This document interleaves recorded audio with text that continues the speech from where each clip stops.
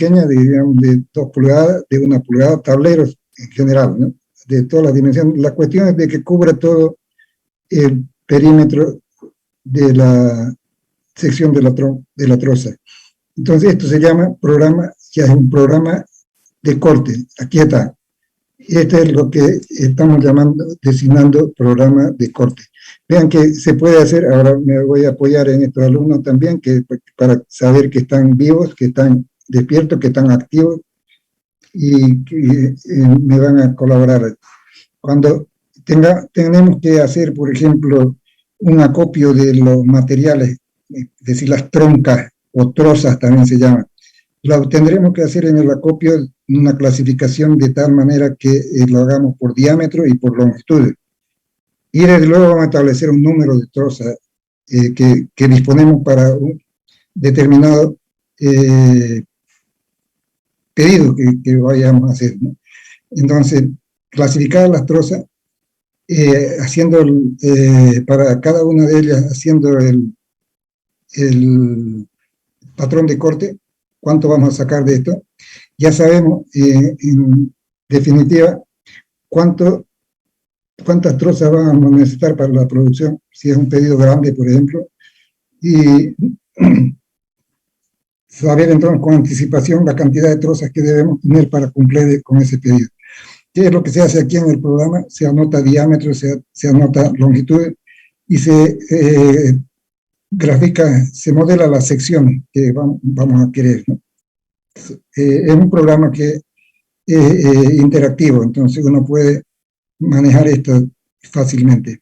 Está hecho en Excel y en programación Visual Basic. Para los que les interese, es una programación interesante, no es muy complicado, para que la utilicen, y les pido muchas veces a los ayudantes que me colaboren en la programación, y salen entonces material didáctico interesante como este, por ejemplo, ¿no? Esto funciona, esto es una simulación. Aquí lo tengo como fijo porque está en PowerPoint, ¿no? Pero después les voy a mostrar que funciona esto. Entonces, es algo interesante. Cuando hablamos de material de madera, la madera, entonces hay que hacer ensayos. ¿Ensayos para qué? Para determinar sus propiedades, propiedades físicas y mecánicas, ¿verdad? Y decíamos que nos va a interesar ahí compresión, flexión, corte, todas las propiedades mecánicas también que se requieren van a estar contempladas en esta condición. ¿Qué es lo que tenemos luego? Las probetas, las normas nos establecen ciertas dimensiones para nuestras probetas, y yo voy a poner aquí la traducción de esta norma. Sería América, si lo tenemos por otro lado tal vez mejor, Sociedad Americana, es para el ensayo de materiales, sería.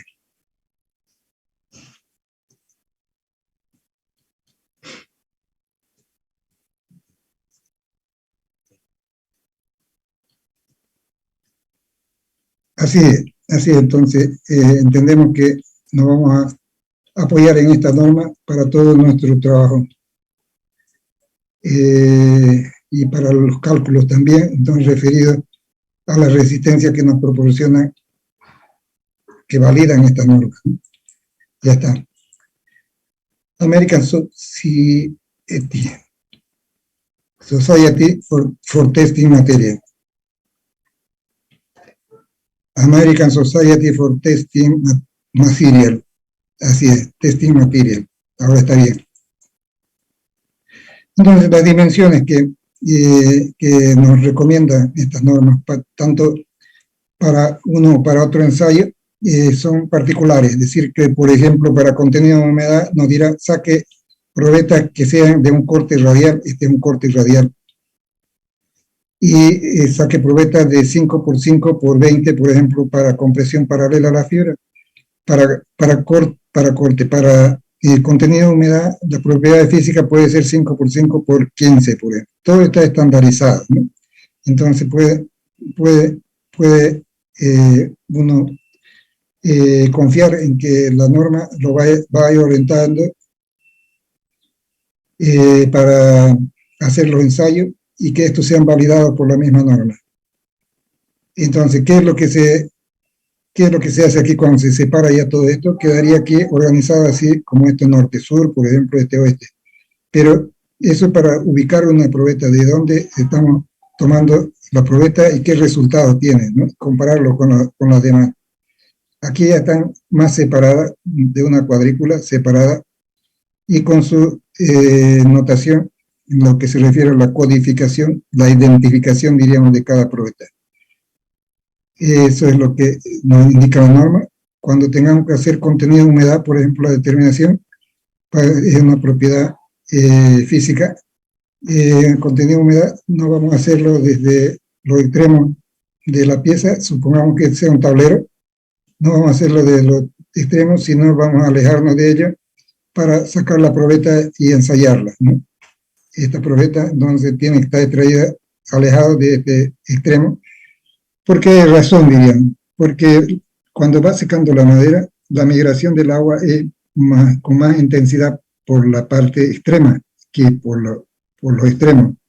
Ustedes van a ver las troncas cuando no se la pinta, ellas se rajan en los extremos, ¿no?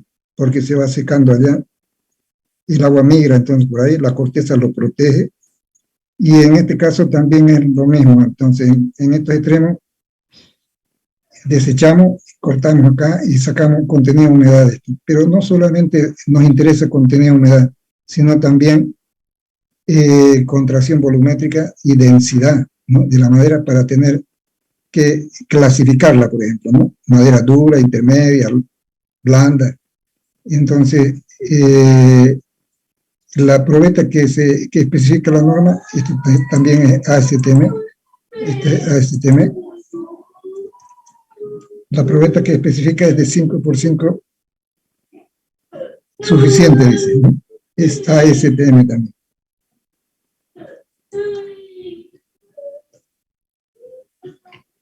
Y una vez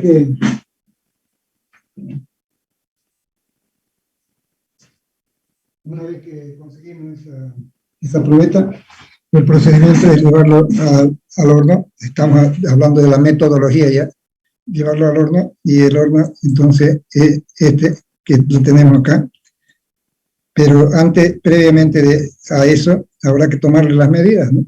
Es decir, la probeta tiene esta medida A, B y C, y cuando se pesa en esta balanza electrónica, consideramos esto con la notación de peso húmedo, pero cuando se lleva al horno, y después de 24 horas, a una temperatura que lo está indicando acá, 103 grados, ¿sí?, ¿no? Se seca esta madera, se achica, digamos, ¿no? Y hay que tomarle nuevamente las medidas. Suficiente con pesarla nuevamente, tenemos el peso seco, y con todos esos valores ya podemos hacer la determinación de contenido de humedad, contenido de contracción volumétrica, densidad, ¿no? Todo lo que nos interesa como propiedad física. Entonces, ¿qué necesitamos? Una balanza electrónica, un horno de secado, horno que admita una temperatura de 103 grados, y tomarle la medida a través de podría ser un calibrador, por ejemplo, ¿no? Un calibrador para tomarle las medidas de la probeta. Ese sería el equipo que se necesita para esto. Aquí se explica cómo vamos a tener que determinar los valores. Imaginémonos esta primera casilla, son las dimensiones de la probeta, 5x5x20. Cuando seca, tenemos estas dimensiones A', vamos a llamarla a la contracción ya de la madera, 4.4 centímetros, 4.7 y 19.9 en la longitud. Estamos hablando de una probeta larga acá, tal vez, de 5x5x15, por 20 más bien. También se puede, ¿no? Lo mínimo es 5x5x15, pero aquí estamos haciéndolo para 5x5x20 centímetros. Entonces, esa es nuestra probeta, y estos son resultados. Entonces, 5x5x20. 4 por 4, 7 por 5, resultando cuando está seca ya, ¿no? Entonces sacamos la diferencia, que sería 5 menos 4.4, sería 0,6. Esa es la contracción tangencial. Tangencial llamamos a esta dimensión así. El achicamiento en esta dirección. Radial sería esto. Si estos son los anillos de crecimiento, entonces esto es radial y esto es tangencial. Un corte tangencial, un corte radial. Entonces 0,6 sería la diferencia de dimensión para este caso, ¿no? Igualmente sacamos para el otro y también para la longitud. Esas son las contracciones. Entonces, si queremos sacar, por ejemplo, aquí vamos a decir contracción radial, vamos a escribirlo acá, vamos a procurar hacernos un espacio. A ver, ¿qué vamos a decir? Ustedes van a hacer esto. Contracción ya vamos a llamar radial, es para esto. Es para esto. Esto sería, ¿no? B, radial, contracción radial, va a ser igual a ¿qué? A menos radial B, ¿no? B menos B prima, B menos B prima,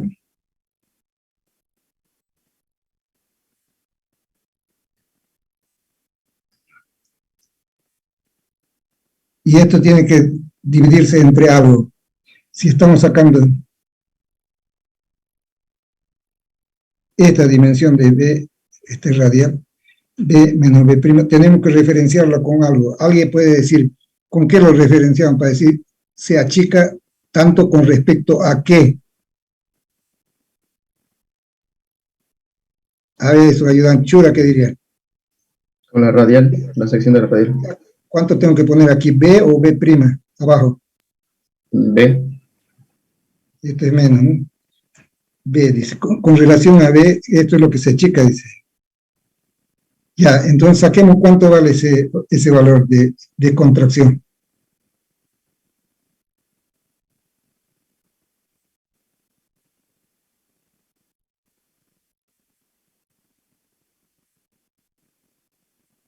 Y esto lo ponemos en porcentaje. Así lo expresamos en porcentaje. Se acostumbra a hacerlo así. B menos B prima sobre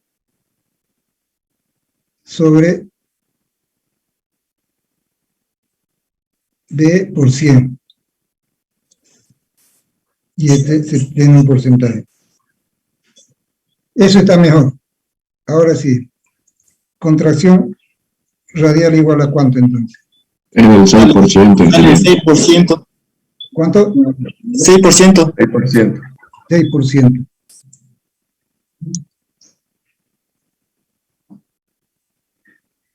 Y nos vamos a la otra contracción, que sería contracción tangencial, sí, contracción tangencial sería la otra. Y aquí lo anotamos también. Ya directamente ya no voy a poner la fórmula, ustedes ya saben cómo hacerlo. Contracción tangencial. Igual. Sale 12. Contracción tangencial, 12%. Sí, 12. 12%. Vean que está entendiendo perfectamente lo que queremos. 12%. Estamos entendiendo qué es lo que se hace. Ahora, la contracción longitudinal sería esta.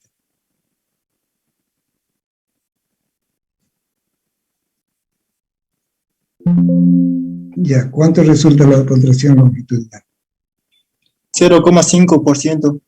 0,5%. Ustedes van a corroborar lo que están haciendo también paralelamente el cálculo, van a decir si está bien su compañero. Ya. Vamos a hacer este otro grupito también que nos ayuda acá. Está de César de Rodríguez,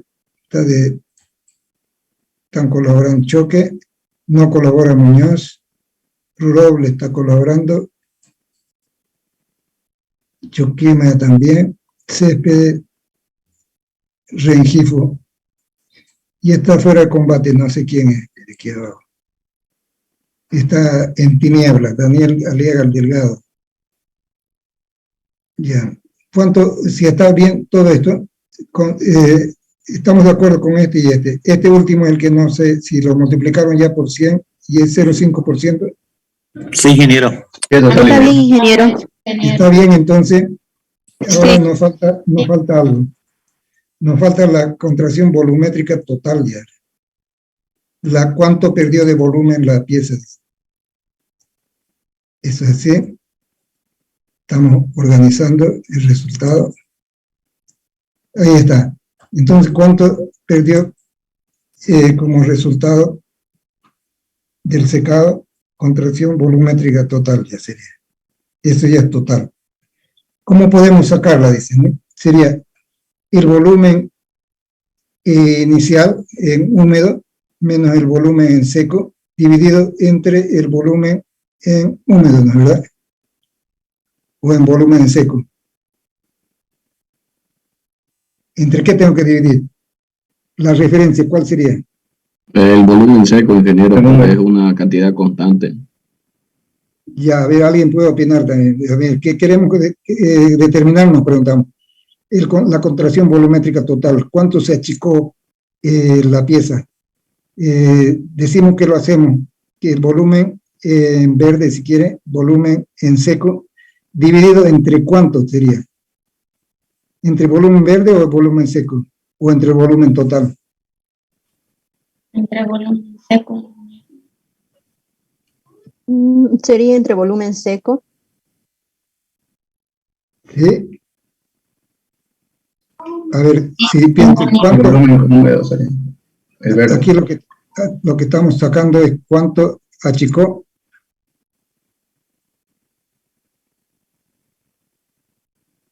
A ver, hágalo ya numérico. Y me van a decir si es que tienen razón o no.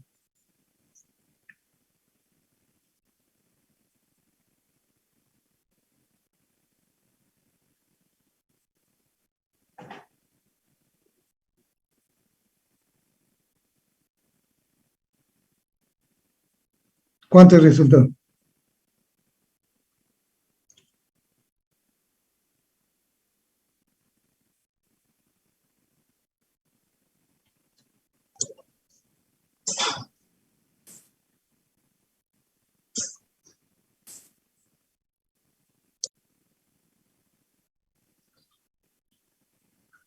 A ver si le sale algo así parecido a esto.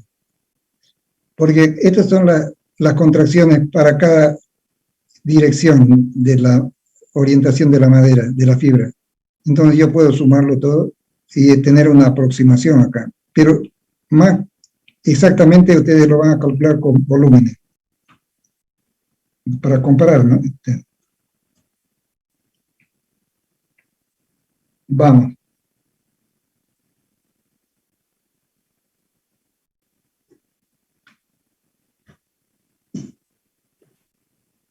Ingeniero, sale 17,7%.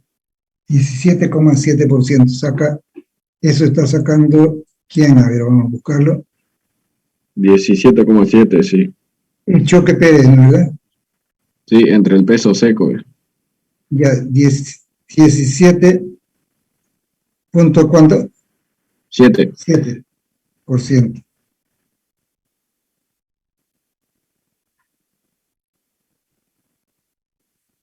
Ya, ¿alguien más puede corroborar ese Sí, resultado? Sale eso, ingeniero. Sale eso, ingeniero. Ingeniero. 7,7. Ya, Julio César, 7. ¿cómo ha hecho? ¿Cómo logró ese resultado? Sería peso húmedo menos pesos Ya. secos, peso húmedo por 100. No es peso, pero, ¿no? No, del Volumen. volumen. Volumen. Húmedo menos volumen seco. Ya. Sobre volumen húmedo. sobre volumen húmedo por 100. Sí, por 100. ¿Eso cuánto da? 17,7%. Ah, ya, entonces es dividido entre volumen húmedo, ¿no? Sí. La referencia es volumen húmedo, entonces. ¿Cuánto achicó del volumen húmedo? ¿Está bien? Entonces se puede hacer así también, vean ustedes que la diferencia es pequeña, se pueden sumar esto para comprobar, ¿no? Que si estamos en lo correcto. Entonces esa es la primera determinación que debemos hacer para este campo. Decir que también nos faltaría aquí conocer si tenemos los datos de esta probeta y tenemos su peso, ¿no? Entonces vamos a hacer eso también, vamos a complementar. Vamos a decir que peso seco, peso húmedo también, peso húmedo. Vamos a ponerlo, ¿sí?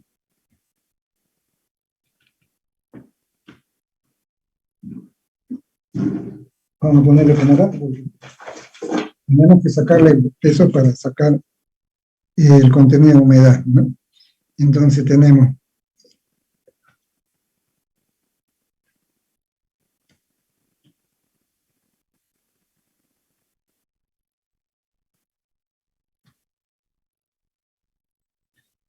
que esta probeta entonces pesa, vamos a poner 5 por 5 por 20.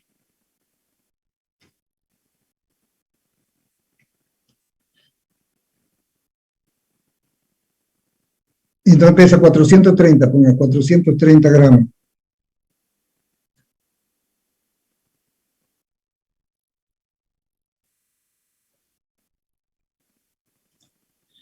Pero pesa también en seco, después se eleva al horno, decíamos, 12 horas, temperatura 103 grados, y el peso húmedo va a ser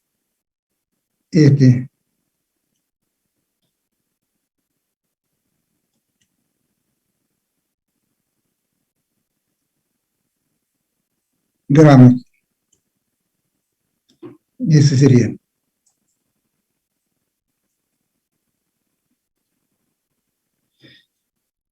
Ya está. ¿Qué es lo que podemos sacar con esto? El contenido de humedad. Entonces ustedes saquen ahora, ya saben cómo sacar el contenido de humedad y aplíquenlo. 11.63. Ya.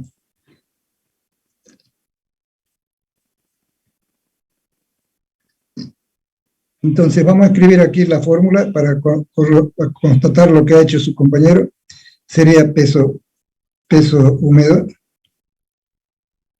es la cantidad de agua, ¿no? Menos peso seco sobre, esto es menos,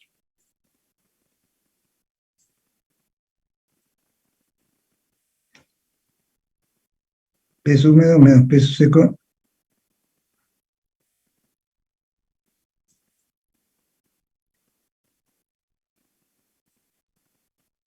vamos a llevarlo abajo, y esto lo dividimos entre, ¿qué ahora? ¿Peso húmedo o peso seco?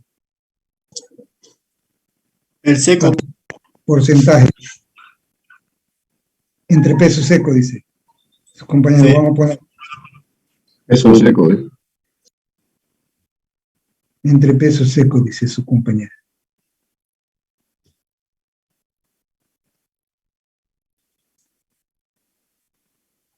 Y eso es lo que hizo como resultado. Esto es dividido entre peso seco y por 100, ¿no?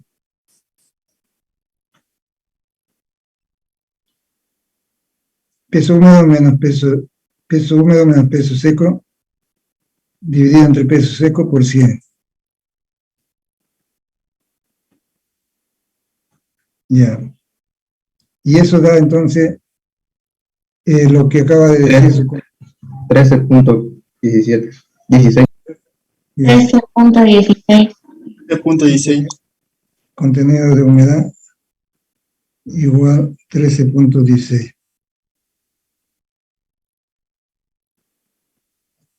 Por ciento voy a poner aquí. Ya, pero entonces, ¿qué hemos determinado acá? Esto sería densidad, o digo, contenido de humedad. Esto que tenemos acá sería contracción. Nos faltaría algo que sería importante tenerlo también como dato de propiedades físicas, sería la densidad, ¿no? ¿Y dónde ponemos aquí densidad? Vamos a hacernos espacio y vamos a ponerlo acá, densidad. Densidad en húmedo vamos a poner primero, densidad en seco también pueden sacar. Ya, eso no hace falta que lo pongamos en fórmula, sabemos cómo hacerlo. ¿Cuánto sería la densidad en húmedo?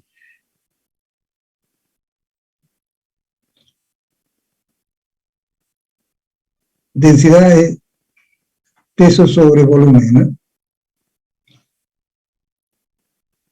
Peso lo tenemos acá.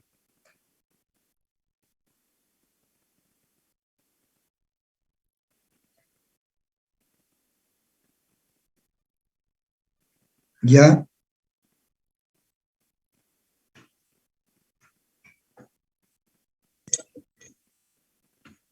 Sale 0,86. 86, 0,86. La unidad sería gramos por centímetro cúbico. Ya, y la densidad en seco.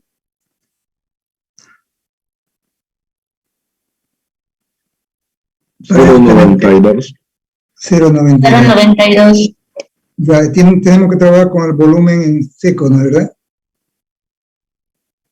Así lo hicieron, Sí, ¿no? ingeniero. Sí. Ya. Gramos por centímetro cúbico también.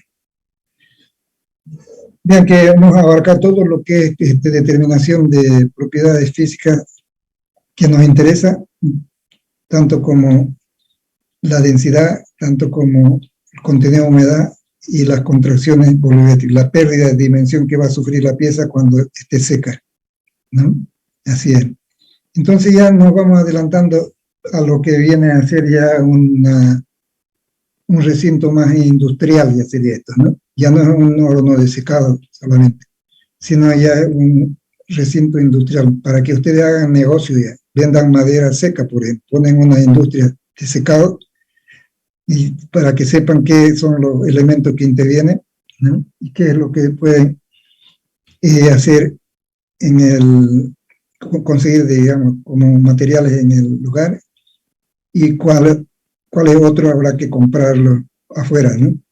Entonces, decir que es importante que conozcamos los componentes del horno de secado. Este horno de secado, si bien está modelado con lámina transparente, en realidad es para dar la transparencia y ver el interior, que es lo que tenemos como equipo. Pero esto puede ser ladrillo, por ejemplo, dos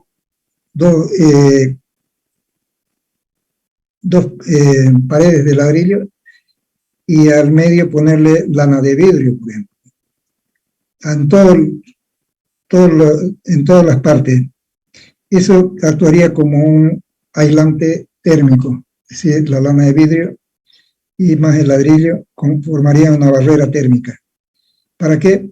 Para que no haya pérdida, fuga importante del calor que se genera aquí dentro del recinto. Aparte de las paredes que tienen que ser aisladas térmicamente, tenemos un radiador que puede ser a gas o puede ser eléctrico, ¿no? que caliente el ambiente, entonces. Una estufa, si quieren, ¿no? Que caliente el ambiente. Y necesitamos, por otro lado, un humidificador. Aquí está, un humidificador. Necesitamos ese humidificador para el momento en que, porque la temperatura está muy alta, vemos que puede haber riesgo de que se raje la madera, entonces inyectamos vapor de agua para modificar el contenido de humedad dentro de la cámara y evitar entonces que haya problemas con nuestro secado. Este humidificador Y este es tan importante como el anterior para decir que son los termómetros. Termómetro de bulbo húmedo, este de acá. Termómetro de bulbo seco, este otro. Bulbo húmedo, bulbo seco. Pero, ¿para qué nos sirve eso? Para determinar el contenido de humedad dentro de la cámara. La lectura de ella, por ejemplo, aquí 48, 43, ¿no? Nos va a dar el contenido de humedad dentro de la cámara. ¿Y en qué consiste en todo termómetro? Este es un termómetro como lo conocemos, con su bulbo puede ser de vidrio, ¿no? Y este otro también con su vidrio, y a la par de este otro puede ser el mismo, pero tiene adicionado un depósito de agua aquí abajo, y que con filamentos de algodón, entonces inundan de humedad el bulbo del termómetro. Entonces quiere decir que esto va a dar una temperatura, por ejemplo, 48, y este húmedo va a dar 43. Esa es una gradiente de secado, gradiente de humedad, o de temperatura más bien. Gradiente de temperatura que nos sirve para determinar entonces el contenido de humedad dentro de la cámara, la humedad dentro de la cámara. La humedad relativa sería, ¿no?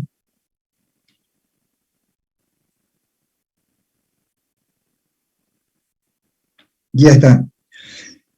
Además de eso, un silogrómetro. Este es un silogrómetro, es decir, que nos sirve para determinar el contenido de humedad de la madera, dentro de la madera. Entonces, tiene esto unos dos clavos acá, unos dos electrodos si quieren, que por el que se hace pasar la corriente eléctrica y se hinca en la madera, ¿no? Hasta la mitad, digamos, de la pieza se lo hinca, se hace pasar corriente eléctrica y eso nos da, nos lo convierte esa señal en una lectura de contenido de humedad en la madera en forma directa, ¿no? En forma digital, que nos lo muestra en forma digital también. Bueno, esos serían los elementos. Me olvidaba un ventilador también, que hace que circule el aire. Las cargas tienen que estar divididas por tablitas que permiten el ingreso del aire por todas las caras. Entonces el aire que insufla aire lo hace dar vuelta así por acá, y así está dando vuelta todo el tiempo, ¿no? Cuando por el proceso de secado se va humedeciendo demasiado el ambiente, entonces se puede botar el aire y se insufla aire más fresco, se renueva, decir, ¿no? Esta carga de acá que vemos, esta de aquí que hablábamos, que tienen unas piezas transversales, ¿sí? Para separar las piezas, por ejemplo, que sean tablas de 1 pulgada. Esto podríamos poner de 1 por 3, unas pequeñas tablitas, así a lo largo. Eso evita que se deforme la madera por el peso propio. Ya, hay algo en que puedan preguntar en esta parte que es importante. Aquí están los equipos: radiador, ventilador, termómetro, silogrómetro, humidificador. Y hay que hacerle un drenaje aquí, ¿no? Como hay humedad que se escurre aquí, entonces tiene que tener una pendiente el piso y una canaletita para colectar la humedad, evacuar la humedad, ¿no? ¿Hay alguna pregunta?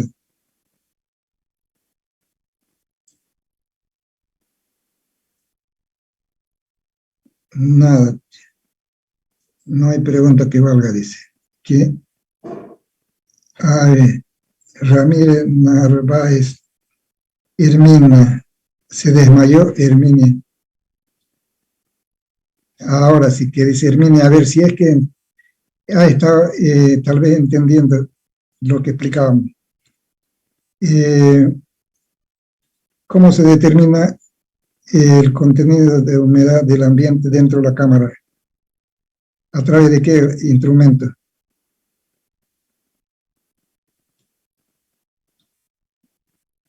Paniagua Pérez puede también ayudarle, digamos que son entre los dos que se van a colaborar ahí. Paniagua, ¿qué diría?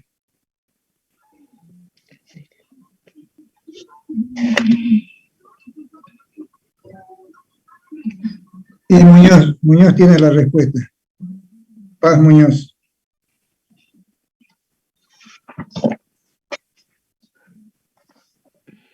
¿A través de qué instrumento determinamos el contenido de humedad dentro de la cámara? Dice.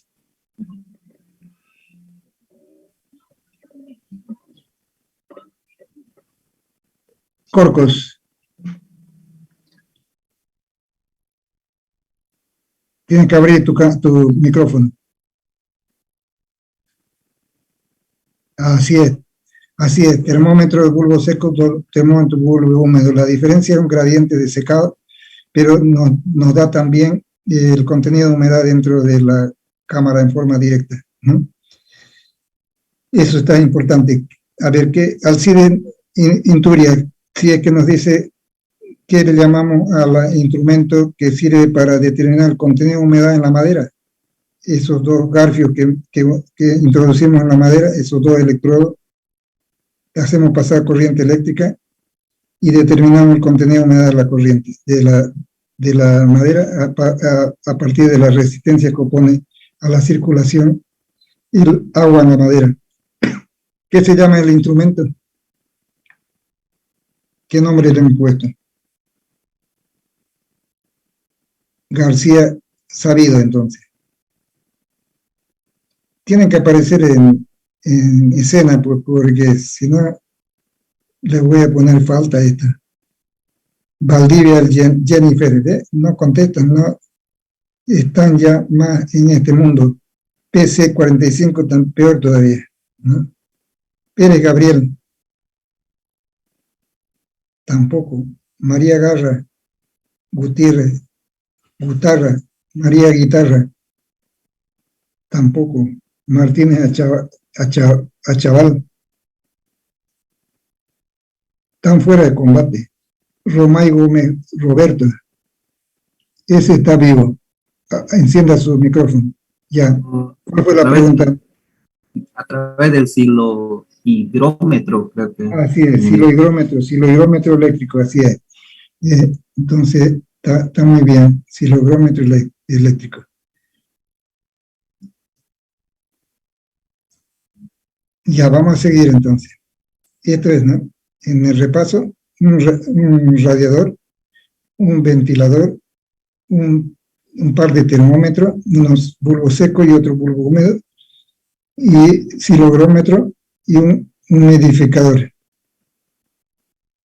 Eso es lo que necesitamos para hacer el control de nuestra cámara. Y esto puede ser automatizado, es decir, que esto puede estar en Warner, y esto lo tenemos aquí en la ciudad. Desde acá podemos controlar todo el proceso de secado. Y estas son las gráficas que nos manda si es que tenemos un programa de secado. Aquí está el programa, es decir, cuánto tiempo vamos a mantenerlo y con qué temperatura. Aquí se lo muestra escalonado, la etapa. Y en 76 horas estamos pretendiendo secar esa madera. Y este es el resultado gráfico de cómo va aumentando la temperatura, ¿no? Hasta que se produzca el secado. Y aquí grafica el contenido de humedad de la madera, hasta que llegue al porcentaje que hemos establecido como límite, contenido de humedad, ¿no? Eso en forma automática, entonces puede ir generando y controlando desde el laboratorio, o digo, desde el escritorio.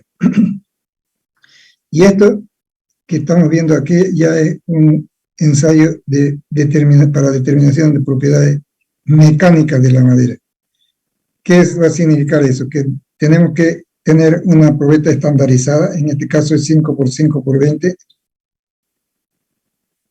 Tenemos que tener una máquina universal, esta se llama máquina universal, porque puede hacer tanto tracción como compresión. Podemos hacer en esta máquina todos los ensayos imaginables, ¿no?, que se requieren, como 18 ensayos que vamos a hacer. Esta máquina es la que nos permite hacer todo eso. Es una prensa, ¿no? ¿Qué tiene composición? Toda esta pequeña estructura de un pórtico ¿Qué más tiene? Tiene unos cabezales que sirven para aplicarle la carga acá, distribuirla en el área de la sección transversal de la probeta, y una prensa que nos permite provocar entonces una presión, un gato hidráulico si quiere, una presión, un gato de doble efecto, puede ser para arriba y para abajo, y que nos permite entonces aplicarle la carga, y esa carga la tomamos acá como carga y vamos anotando también con su deformación correspondiente, anotamos su deformación unitaria y determinamos su tensión, ¿no? Esta gráfica entonces producto de eso ya, ¿no? Tensión y deformaciones, seguramente. Tensión, deformación, vamos a ver que agrandemos eso. Ahí está. Tensión, deformación.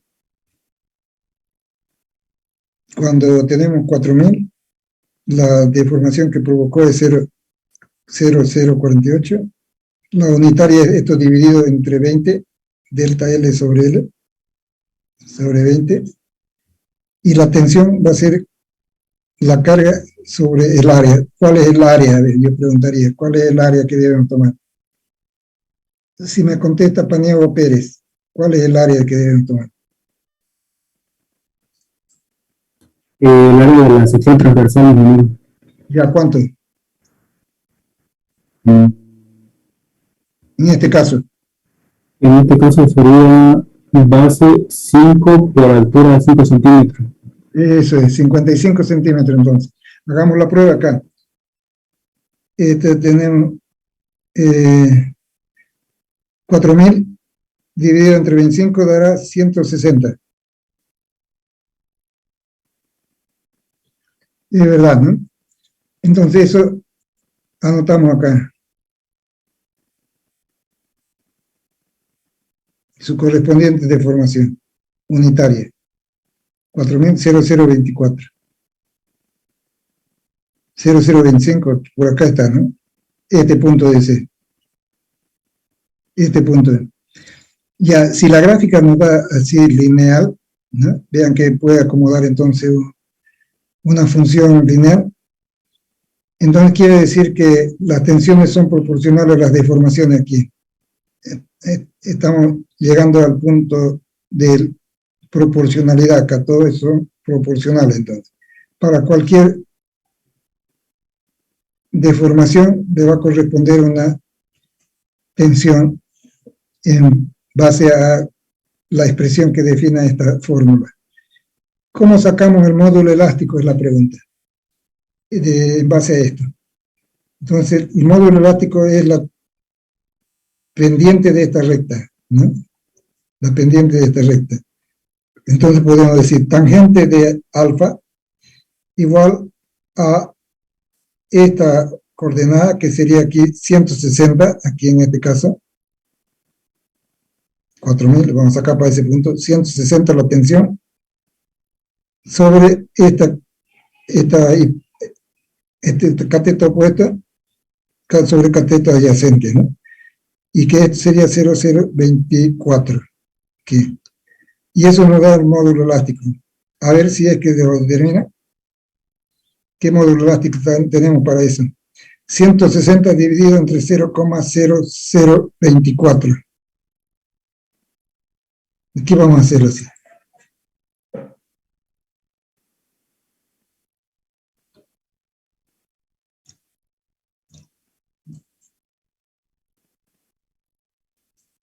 ¿Cuánto sale?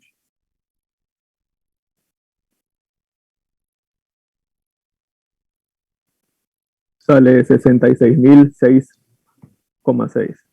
66.000, está bien. Aproximado. Esto es lo que corresponde entonces para cualquier punto, la pendiente es la misma, entonces cualquiera de ellos va a estar con ese valor. Esa es la interpretación que se da al módulo elástico. ¿Y para qué nos sirve el módulo elástico? Sería la pregunta Kawashiri.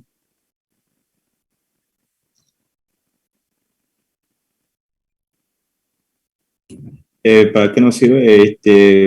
Podría ser por el tema de la resistencia, cuánto va a resistir, ¿no? Ya. La elasticidad Entonces, que va a tener. Vean que tiene las unidades de tensión, ¿no? Kilopondio, centímetro cuadrado, porque esto es adimensional, delta L sobre L, esto, de formación unitaria. Entonces, si dividimos esto, que tiene valor numérico y con unidades de kilopondio centímetro cuadrado, nos va a dar entonces 66.000 kilopondios por centímetro cuadrado ese módulo elástico. Pero la pregunta es, ¿para qué lo utilizamos? Ya dio su opinión Kawashiri, y vamos a buscarle la opinión de Paniagua ahora. ¿Para qué determinar el módulo elástico? ¿Para qué nos sirve? El módulo elástico se utiliza para determinar las deformaciones. Eso es, muy bien. Deformaciones, entonces, ahí interviene deformaciones.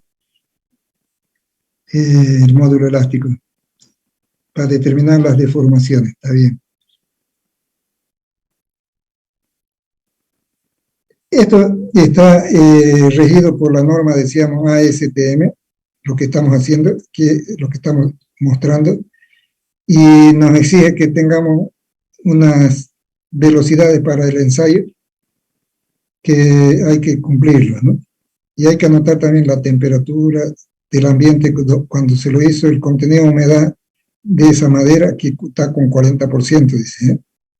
¿Y de qué se trata? Madera ocho verde, ¿no? Ocho verde.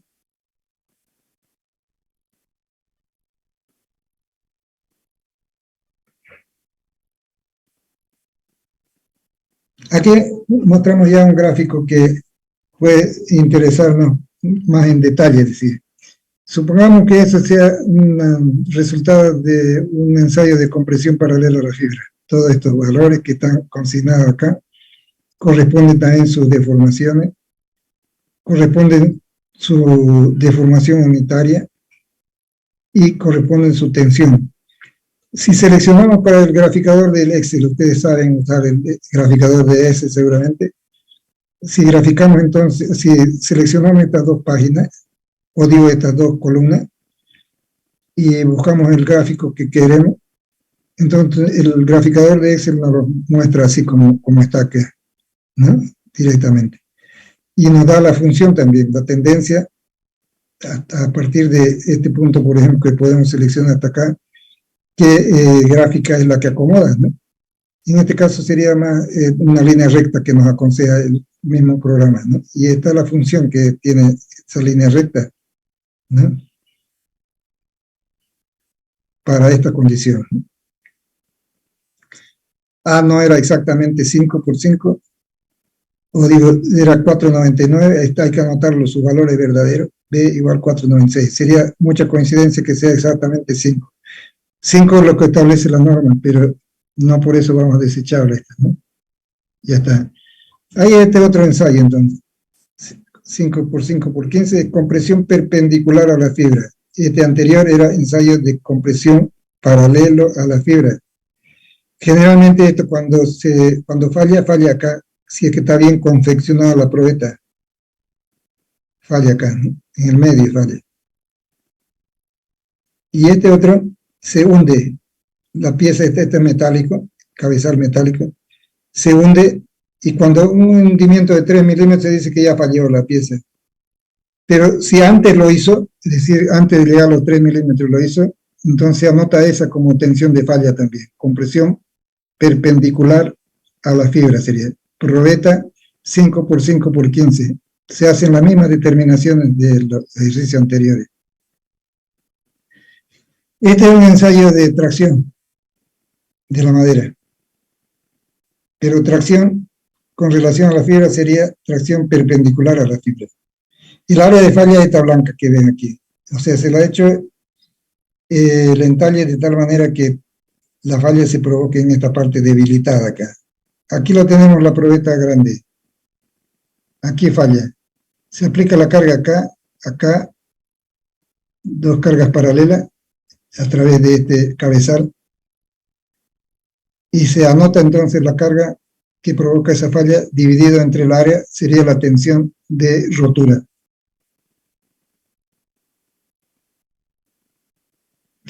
Este es el clivaje, la tendencia que tiene a rajar la madera, a comenzar a romperse desde acá y progresar. Una rajadura, es decir, hay maderas que tienen tendencia a rajar. ¿Para qué nos sirve eso? Para recomendar su uso en la práctica, ¿no? Si es que exigimos que no sea propensa a la rajadura, tenemos que buscar otra madera que no sea esta. Y este es el ensayo de flexión. Vean que todo está normalizado. Pongan atención acá porque este es uno aparte a la par, diríamos, del ensayo de compresión paralela a la fibra. Este ensayo de flexión es el que usamos para nuestro control en el dimensionamiento, el control por flexión. Y la probeta estandarizada es 5 por 5 por 76. Aquí la tenemos, 5 por 5 por 76. ¿No? Y la longitud entre apoyo y apoyo resulta que si le damos acá 2,5 de seguridad, 1 pulgada de aquí desde el eje, entonces esto resulta 71. 71, la luz de flexión sería 71. Estos apoyos son apoyos que permiten rotación, como ven, son fijos en esta dimensión, fijos, pero permiten rotación, es decir, que cuando se deforma la pieza, permite que rote también la pieza, ¿no? Y de esa manera entonces ensayamos la pieza hasta que rompa y en su carga hasta que llega a la rotura se va anotando toda igual que en el de compresión paralela para sacar el momento, es decir, y sacar la deformación, la lectura de deformación y sacar el módulo elástico a través de la fórmula que conocemos, P por L al cubo sobre 48 EI. Aquí me faltó EI, está, que claro. I por delta sería deformación acá. Esta lectura. Vean que el módulo elástico no es el mismo módulo elástico, la manera de sacarlo también con reflexión al primero que hicimos cuando hablamos de compresión paralela a la fibra. Este módulo se lo obtiene a través de la fórmula, esta fórmula, ¿no? Que es la que esperamos que se dé dentro del campo elástico. Entonces, un deformímetro que nos mide el descenso de esto, un dinamómetro que nos permite aplicarle la lectura de la carga, y un conector que tiene una parte curvada acá, para que también se vaya acomodando la curvatura de la viga. Tiene que ser así, no tiene que ser plano. Y el equipo decide, ¿no? La máquina universal. Eso nos permite entonces determinar este módulo elástico, que es el que por ahí nos interesa. Nos permite también, nos indica también de que es necesario tomar el contenido de humedad de la probeta.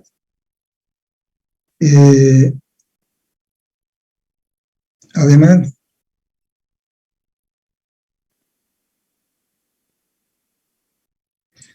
y saber dónde va a fallar, por ejemplo, que va a ser una falla por flexión, puede romper aquí, así, vamos a ponerle con otro color, y va a romper aquí entonces, ¿no? Las fibras inferiores se van a romper, esa sería una falla por flexión, tracción, pero también podría ser que se abulte arriba, ¿no? Entonces eso, las fibras una con otra se montarían acá, ¿sí? Abundan, digamos, se abomban. ¿Sí? Entonces, puede ocurrir esto o simultáneamente ambos, si las tensiones que acepta son las mismas. Pero esos son típicos, la caracterización de falla por flexión. Nos preguntamos entonces, ¿cómo será la caracterización de una falla por corte? ¿No? Aquí lo veríamos en la imagen que tenemos acá. Y vamos a hacerlo con color negro también eso. Pero vamos a preguntarle a uno de ustedes cómo se da la figura. A ver, estos ya han colaborado, Rodríguez, Diego, Robles también. Césped, a ver, Césped de Mercado. ¿Cómo se le ocurre que va a ser la falla por corte, si es que vamos a poderla observar? Que no falló por flexión y va a fallar por corte. ¿Dónde fallaría primero? ¿En qué lugar? ¿Y cómo sería el tipo de falla?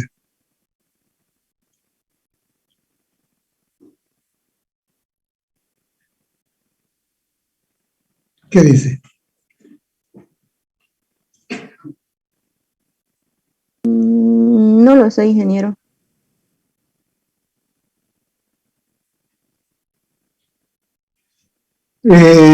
¿Tiene una opinión? ¿CP tiene una opinión? ¿Dónde se produce la falla? ¿Y qué tipo de falla es? Sabemos que el corte menor de resistencia menor para la madera es paralelo a la fibra. Corte paralelo porque puede haber corte perpendicular también, ¿no? Paralelo es. ¿Qué dice Césped? Algo tiene que decir. Por lo menos, ¿dónde se va a presentar la falla por corte?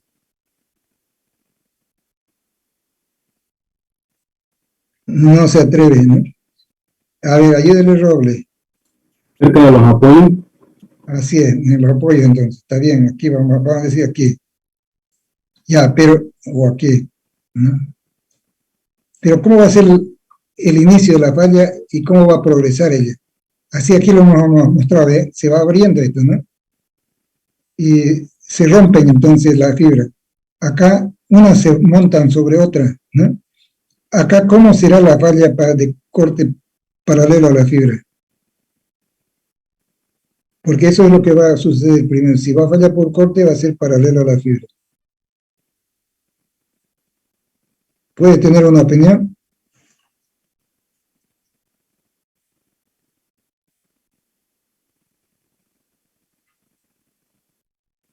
A ver, te voy a dar una idea.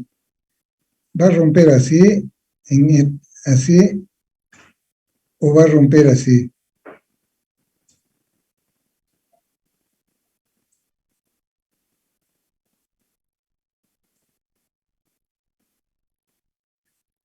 ¿Cuál de los dos? ¿Ah? A ver, aquí vamos a decir, tal vez para magnificar el hecho, aquí se va a abrir así.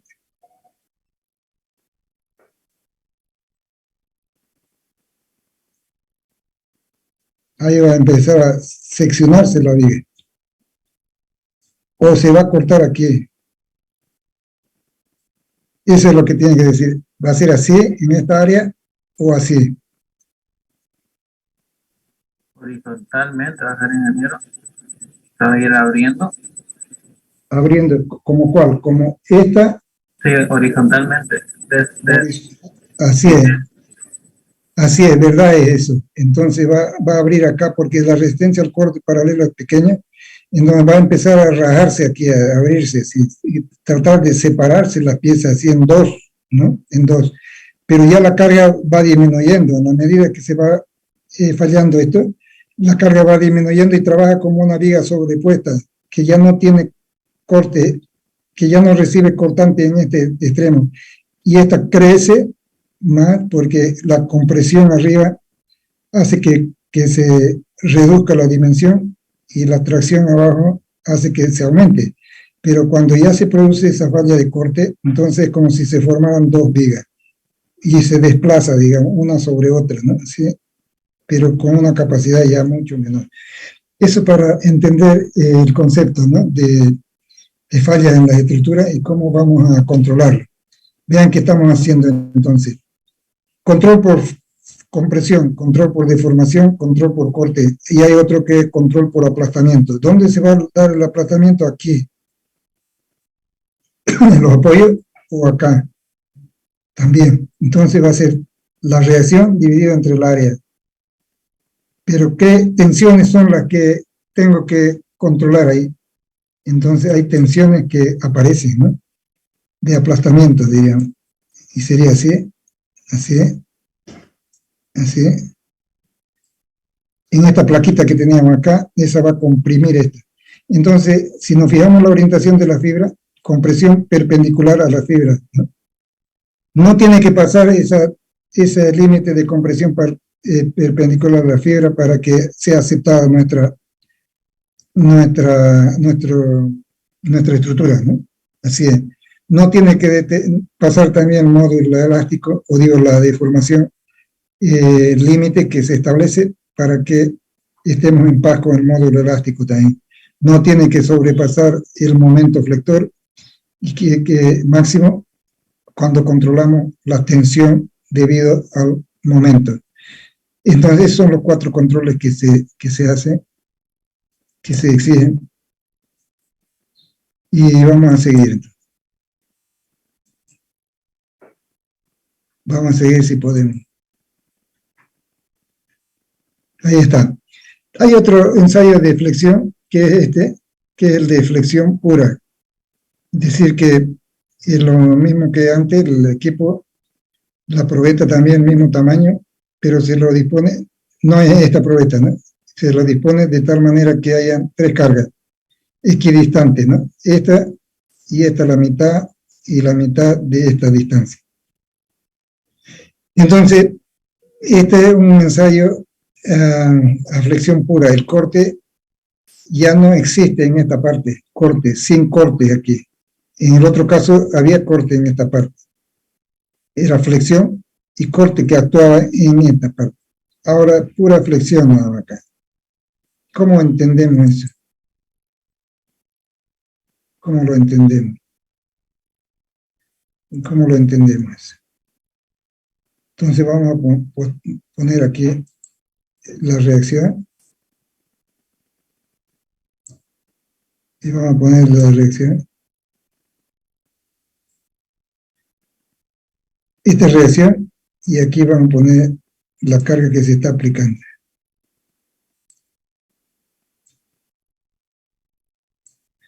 Entonces, como esta es igual a esta, por la simetría, entonces acá, cortante a partir de esto es 0 para acá, ¿no? Aquí hay corte hasta acá. Y aquí, entonces, para acá ya no hay corte. A esto se llama ensayo de flexión pura.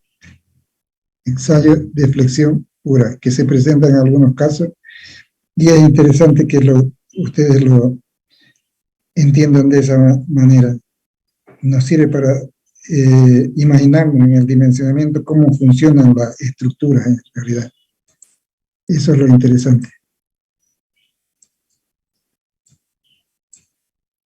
Seguimos entonces. Este es el ensayo de tracción. O sea, la probeta se la elabora de tal manera que tiene esta característica reducida acá de área, y es donde rompe, porque es muy resistente a la tracción la madera. Entonces hay que darle una sección de tal manera que la máquina pueda romperla sin tener que fallar esto por corte, por ejemplo. Acá. Entonces la probeta es estandarizada por la norma y también nos exigen velocidades para el ensayo, la aplicación de carga. Este para corte, justamente lo que estábamos hablando, ¿no? Entonces tenemos, por ejemplo, este entalle que hacerle a la probeta. La probeta es 5 por 5 por 5, no, 5 por 5 por 5 hasta acá. Y esto es 6,35, esta altura. Vamos a anotarlo ahí. Vamos a hacer un intento de determinar el cortante ahí. Ahí vamos a decir que esta probeta está aquí como, esto es los 5 centímetros,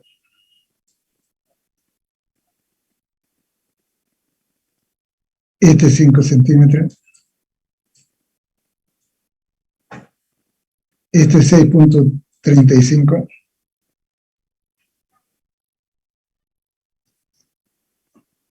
Y esto es 1.9 aquí. Esta partecita de acá es 1.9. Se hace un entalle ahí para poder acomodar el elemento que le va a proporcionar la carga. Esta es una plaquita, ¿eh? Y a través de esto que se les aplica la carga. Entonces esto es 1.9. Estamos hablando todo en centímetros. Esa es la probeta. 5 por 5 y así en profundidad también 5. Ya la tienen la probeta. A ver. Entonces determina el volumen primero. Por su cuenta. Volumen de la probeta. Porque vamos a determinar el contenido de humedad. O digo, vamos a determinar la densidad de la probeta. Porque hay que ensayarla. Y determinar el contenido de humedad también. Pero también su densidad.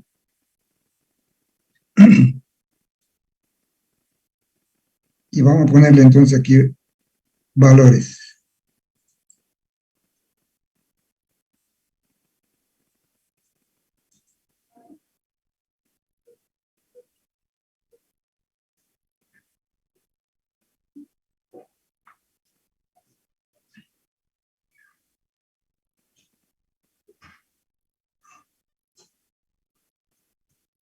Ahí tenemos entonces 5 por 5 por 6,35.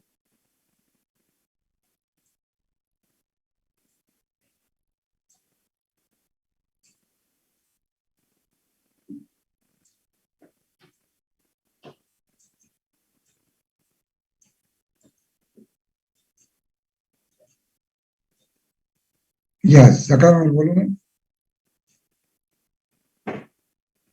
5 por 5 por 1,90, 6,35. 145,9. Ya, volumen, vamos a buscar la probeta. Ahí que está.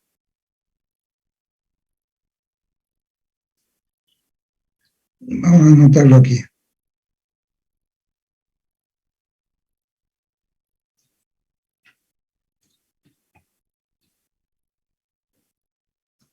$145 centímetros cúbicos.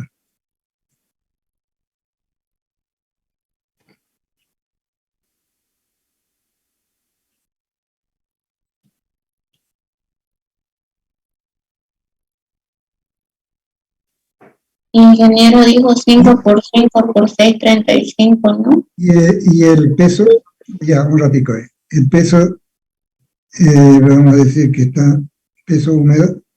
Vamos a entender que es peso húmedo ese. Peso húmedo. Lo vamos a poner como 116.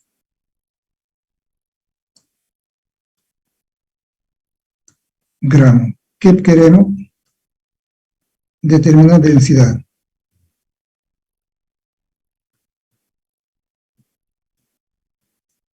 Densidad, ¿cuánto?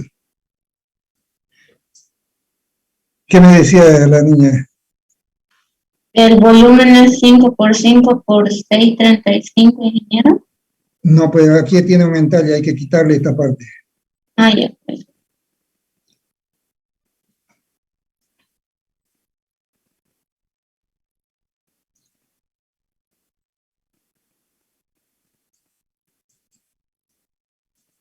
La densidad es de 0,8 Densidad gramos 0,8. centímetros cúbicos.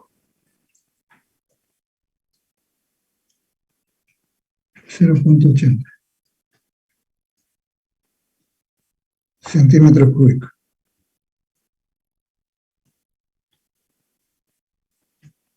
A ver si estamos de acuerdo ya. Densidad va a ser entonces peso, si es que esto está determinado ya con la balanza, y esto lo hemos determinado a partir de las dimensiones, si es que estamos correctos en esta determinación. Ustedes me dirán.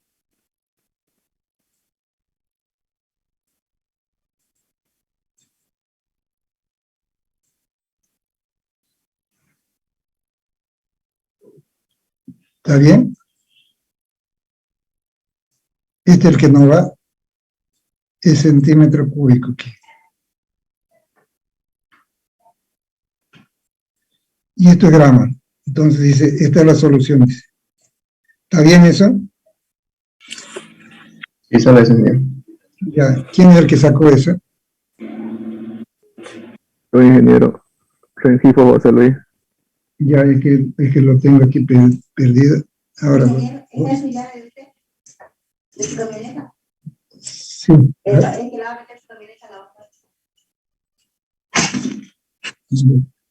¿Quién más?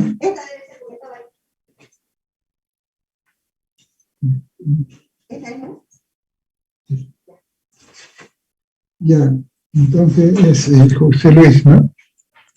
José Luis, ¿está bien? José Luis, si es que está de acuerdo. Robles Campo, ¿está de acuerdo? Sí, sale ese, ingeniero, sale dividiendo. Ya, entonces ahora lo que vamos a hacer es determinar la tensión que ocurre de corte. O sea, este bloque de acá, si se fijan, con la carga esta que tenemos, se transmite aquí como un cortante y va a seccionar la pieza en dos partes. Es decir, esta parte pequeña, este volumen pequeño, lo va a separar de esta parte grande. Entonces tenemos que sacar la tensión, y la tensión la vamos a llamar, entonces, F sub B, para decir tensión de corte. F sub B, y van a sacar ese valor. ¿A qué sería igual? F sub B sería la carga P de rotura dividido entre un área. ¿Cuál será el área? Entonces, ustedes tienen que imaginarse ya cuál es el área. Y me dan el valor de aquí la tensión. Vamos a representarlo así, F sub B, para decir corte.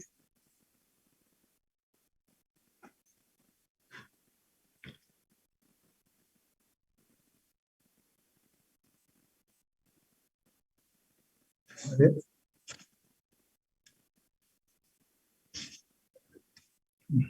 Vamos a ver cómo están el resto de la gente. Ahora sí, aquí lo vamos a sorprender.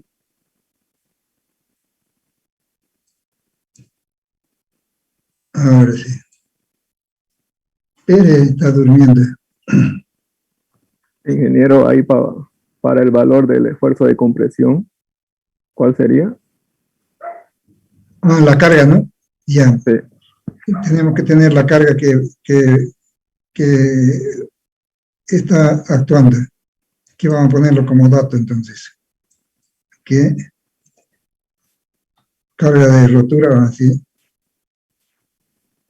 Igual 700.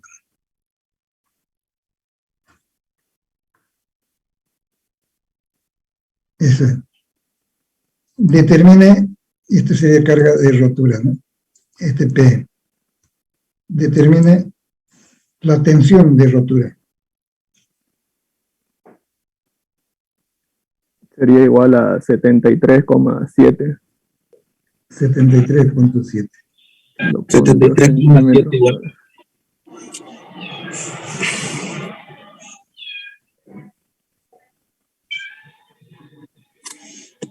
.7. El responsable de ese dato es Conurama, Gabriel. Rengifo. El mismo Chara, José Luis. Sí, Rengifo José Luis. Ya, está bien, José Luis. Está colaborando bien, José Luis. Está bien. Parece que está seguro en su cálculo. El área sería de esta parte que rompe aquí. Como lo hace la probeta. Imaginarla, entonces, aquí va a seccionar la probeta. Entonces sería 5 por 5, ¿no? 5 por 5, 25, entonces, 25 centímetros cuadrados. 700 dividido entre 25 da eso, 73.7. ¿No sería de 5 por 1,9? Da 28. Da 28, ya. Entonces 28. Está mal. ya, no está bien, entonces 28 vamos a decir.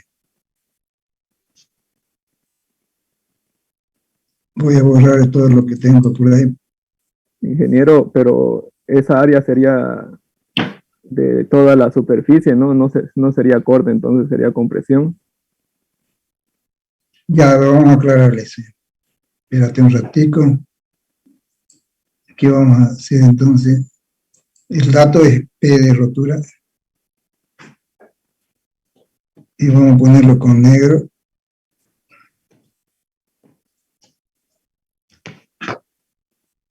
Y eso estamos diciendo que es 700. kiloponios. Y estamos hablando de un área de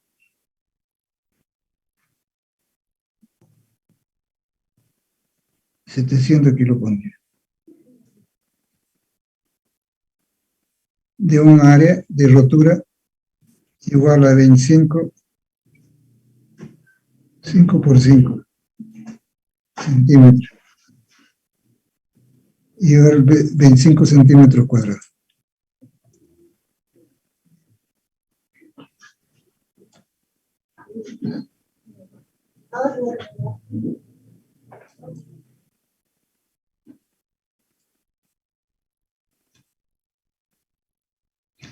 Y estamos hablando de una tensión entonces que resulta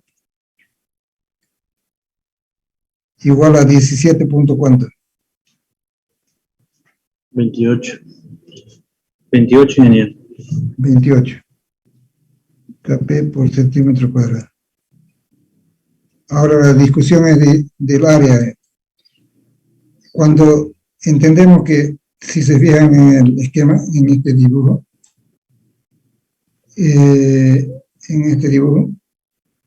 vamos a salir de esta opción.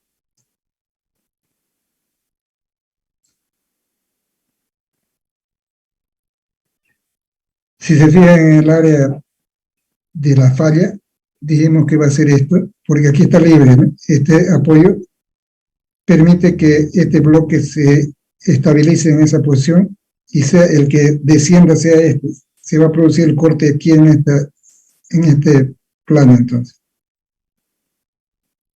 Pero este rebaje que tenemos acá no le afecta, ¿no? Sino tenemos que considerar esta área, esta por la profundidad. Y eso es 5 por 5, 6,35 de esta altura. Entonces esto no nos afecta, porque esto es 5 centímetros. ¿Estamos de acuerdo? Es que hay alguien que preguntó eso.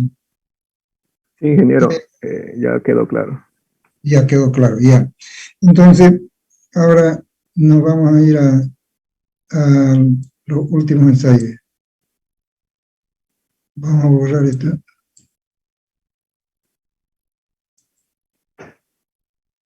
Y vamos a salir para allá. Esta es de dureza. Es una esferita que penetra en la madera hasta ese tope que se pone como límite en el cabezal. Lo voy a dibujar así. Esta parte es así. Esta parte de aquí. Y aquí tiene una esfera.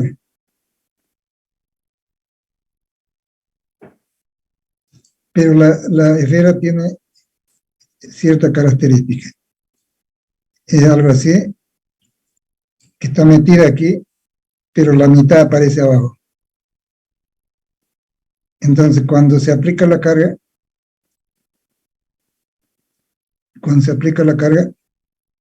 la madera que lo va a resistir sería esta. Se va a hundir entonces la mitad del diámetro. Ahí ya para la máquina, es decir, ya es suficiente para determinar la dureza. Esta parte estoy dibujándola ya en corte, esta parte, ¿no? Y esto le llamamos de medios, de medio. Pero la esfera tiene una condicionante de que el área, si la vemos, si vemos en planta esta placa, si la vemos en planta, así, digamos que sea esta pieza, este sea el hueco, no hueco, sino el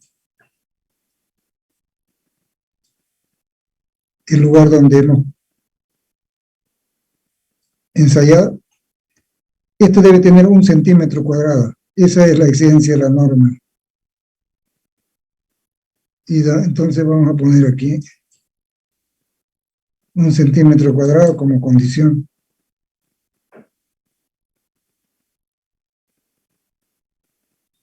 El área tiene que tener 1 centímetro cuadrado.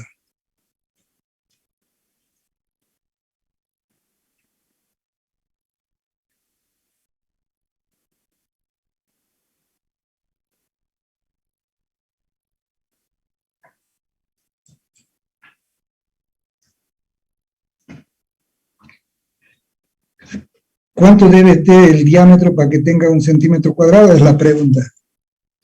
Ahora sí, ustedes a pensar se digan. ¿Cuánto debería ser el diámetro de la esfera para que cuando penetre la mitad demande esto 1 centímetro cuadrado?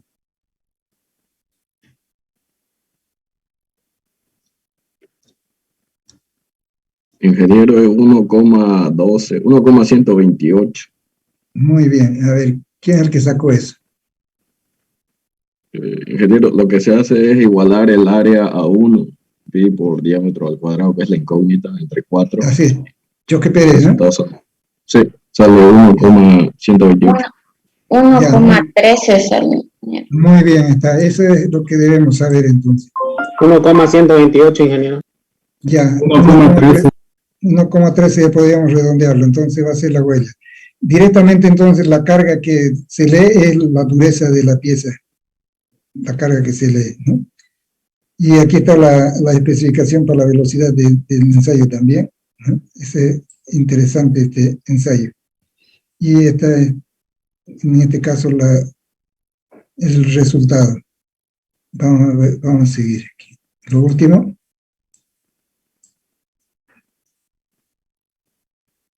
Esto es extracción de clavo. Voy a hacer que borremos esto. Extracción de clavo. Los clavos se introducen así en forma perpendicular a la madera y se deja una parte abierta acá para que este cabezal con su garra entonces pueda hacer la tracción. Se aplica la carga y se mide se lee cuánto necesita para arrancar este clavo de estas dimensiones. Tienen que ser conocidas las dimensiones de los clavos, ¿no? La madera también cuando se ensaya son de medidas estandarizadas, 5 por 5 por 15 por ejemplo. Y de esa manera podemos saber la resistencia de un clavo y saber cuántos clavos vamos a poner en una determinada unión cuando le aplicamos un factor de seguridad. Eso es para este tipo de ensayo. Entonces,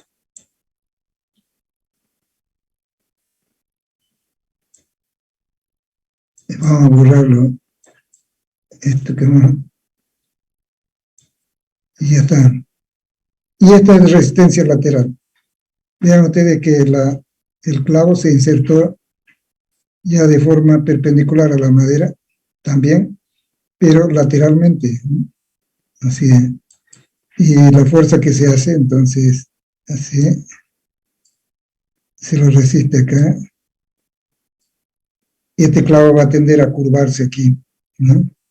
Cuando esa deformación que sufre es 3 milímetros, ya se entiende que está arrancando y falla. Pero si arrancó antes de que sean 3 milímetros, igual falla, ¿no?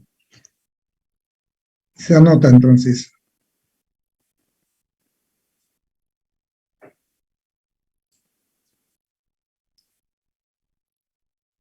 Eso es.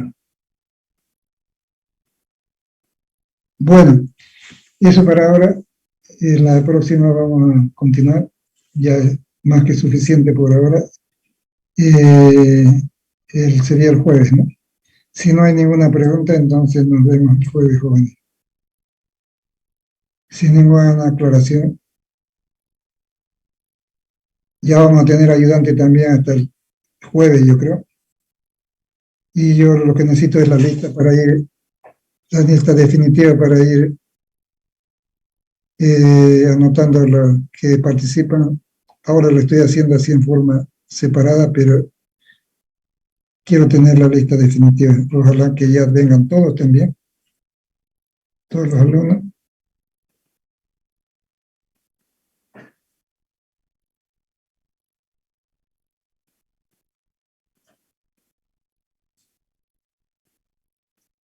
Bien, Aliaga. Nos vemos entonces, jóvenes. Ingeniero. Hasta luego, ingeniero. Gracias, ingeniero. Chao.